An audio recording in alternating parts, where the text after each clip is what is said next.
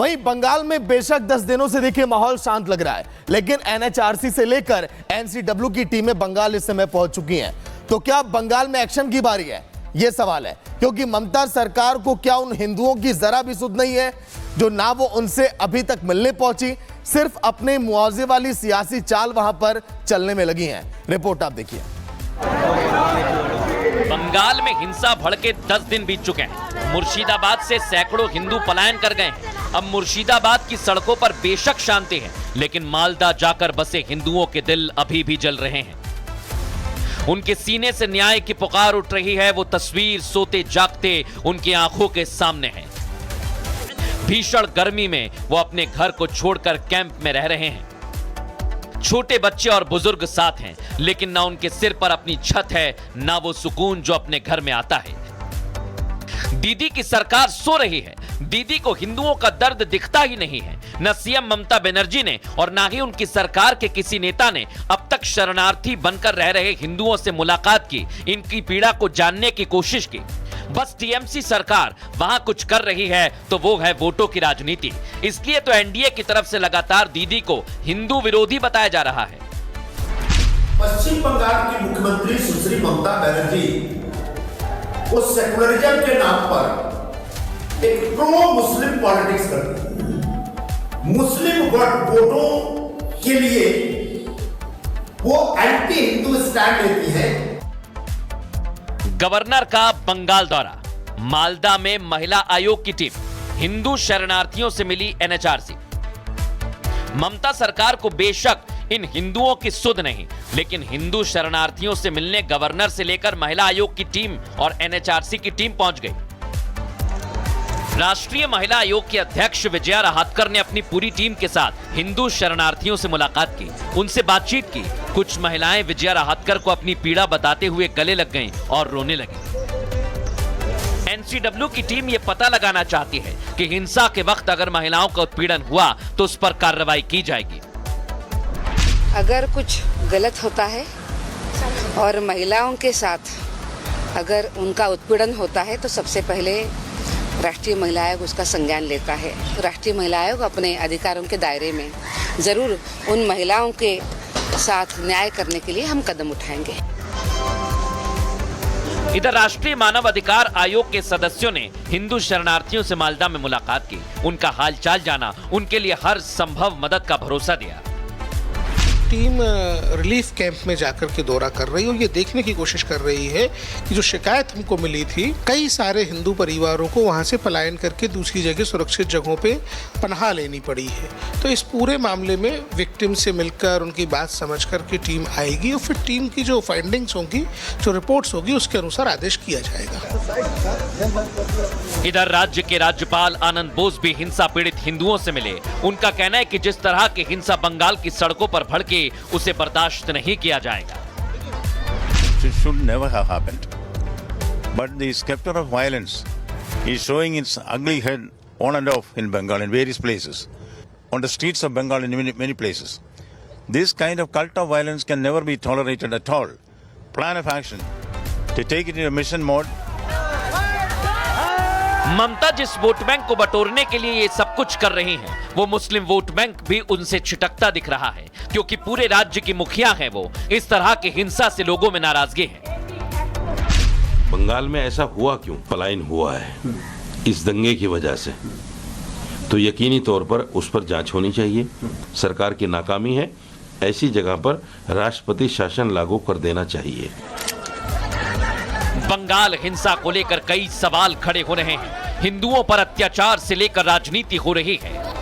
इस हिंसा में बांग्लादेशी आतंकियों की घुसपैठ की बू आती है, जिससे ये सवाल उठता है कि जम्मू कश्मीर में घुसपैठियों के खिलाफ एक्शन शुरू हुआ तो क्या बांग्लादेशी घुसपैठियों पर भी जल्द एक्शन होगा?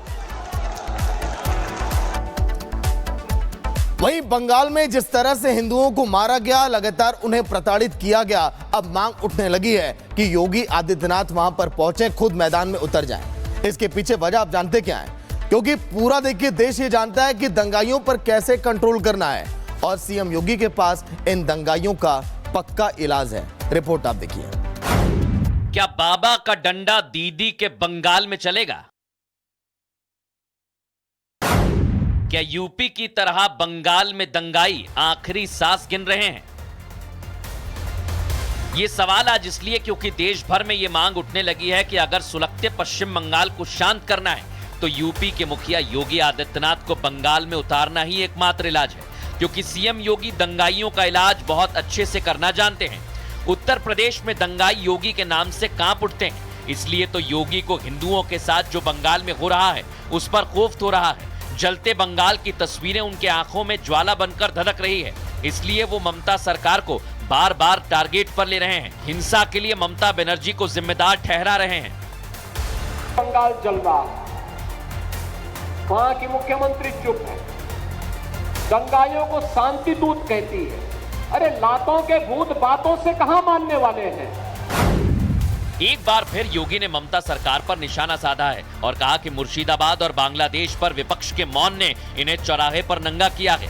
बाबा ने साफ कहा कि पहले यूपी के शहर भी मुर्शिदाबाद की तरह दंगों की आग में जलते थे, लेकिन अब उत्तर प्रदेश में शांति है। अपराधी अपराध करने से पहले योगी के नाम से कांप जाता है, इसलिए यूपी सरकार में मंत्री गुलाब देवी ने सीएम योगी को शेर बताते हुए दंगाइयों का इलाज सिर्फ डंडा बताया है। शेर को भी कोई गीदड़ घेर सकते हैं क्या? हमारे माननीय मुख्यमंत्री जी शेर हैं उत्तर प्रदेश के, और शेरों वाला काम किया है। आप दंगाई उनके नाम से कांपते हैं, और दंगाइयों का इलाज केवल डंडा है। योगी का यही डंडा अब बंगाल मांग रहा है। योगी मॉडल से ही अब बंगाल में शांति संभव है। दीदी की नाकामी का हल्ला चारों ओर बढ़ गया है। वहीं बंगाल में बेशक 10 दिनों से देखिए माहौल शांत लग रहा है, लेकिन एनएचआरसी से लेकर एनसीडब्ल्यू की टीमें बंगाल इस समय पहुंच चुकी हैं। तो क्या बंगाल में एक्शन की बारी है?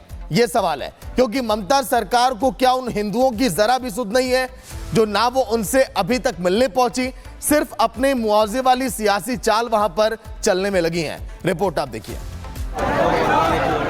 बंगाल में हिंसा भड़के 10 दिन बीत चुके हैं। मुर्शिदाबाद से सैकड़ों हिंदू पलायन कर गए हैं। अब मुर्शिदाबाद की सड़कों पर बेशक शांति है, लेकिन मालदा जाकर बसे हिंदुओं के दिल अभी भी जल रहे हैं। उनके सीने से न्याय की पुकार उठ रही है। वो तस्वीर सोते जागते उनकी आंखों के सामने है।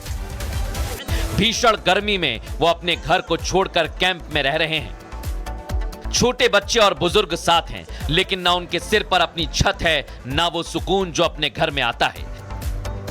दीदी की सरकार सो रही है। दीदी को हिंदुओं का दर्द दिखता ही नहीं है। न सीएम ममता बनर्जी ने और ना ही उनकी सरकार के किसी नेता ने अब तक शरणार्थी बनकर रह रहे हिंदुओं से मुलाकात की, इनकी पीड़ा को जानने की कोशिश की।